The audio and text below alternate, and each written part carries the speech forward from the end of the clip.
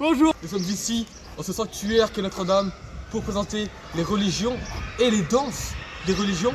En quoi ces dernières sont spirituellement très importantes et culturellement essentielles pour certaines cultures.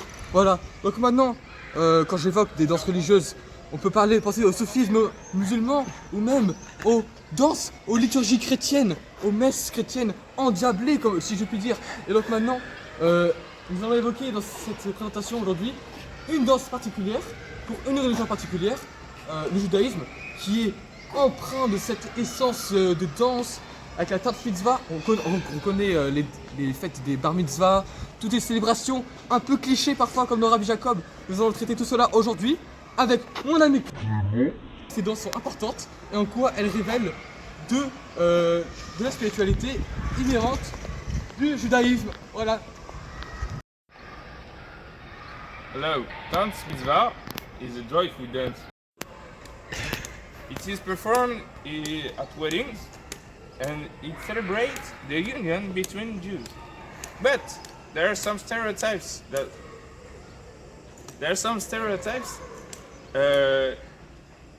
for example, in Rabbi Jacob, I don't know if you know the movie, but they are dancing like that.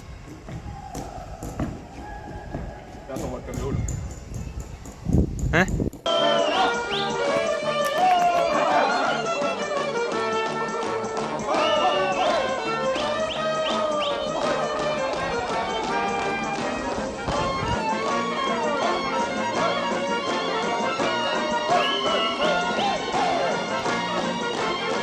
Qu'est-ce que la...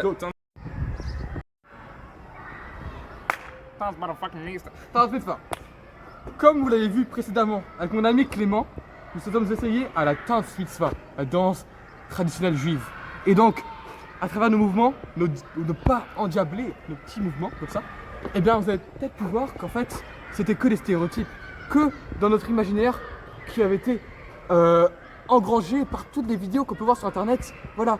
Mais la tat mitzvah, qui est littéralement la bonne action en yiddish, eh bien c'est une danse qui est profondément symbolique, qu'on retrouve principalement dans les mariages, avec des invités qui sont tous enjoués quand ils dansent. Et donc, quand on voit que cette danse représente le service de Dieu par les Juifs, qu'elle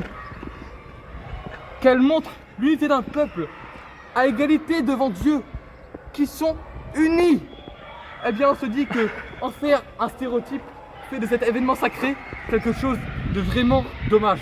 Et donc maintenant, nous allons expliquer quelle est précisément cette danse, qu'est-ce qu'elle représente.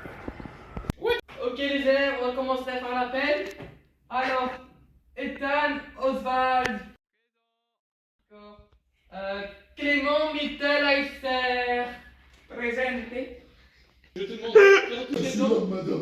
présente-nous la bar mitzvah, Clément. Si, una bar mitzvah, una danza. En anglais. Ta mère la pute.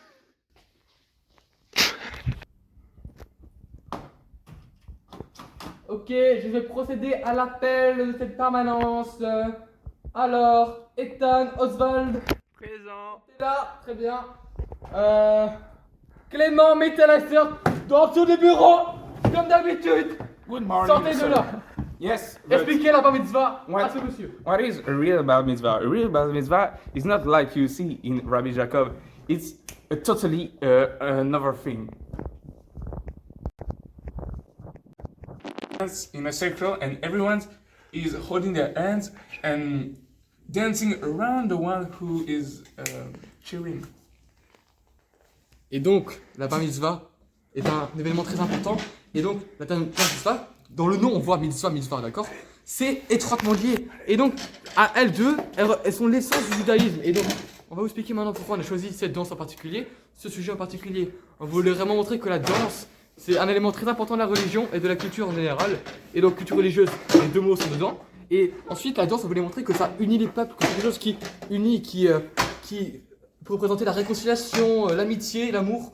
Et donc, on trouvait ces valeurs très importantes et très liées à l'époque, à la saison du printemps, à notamment cette entrevue qu'on a eue avec M. Tricot qui parlait de l'amour de l'autre. Et donc, on voulait vraiment lier tout ça entre eux. Et c'est là que ça nous a amené à faire cet exposé sur... Allez.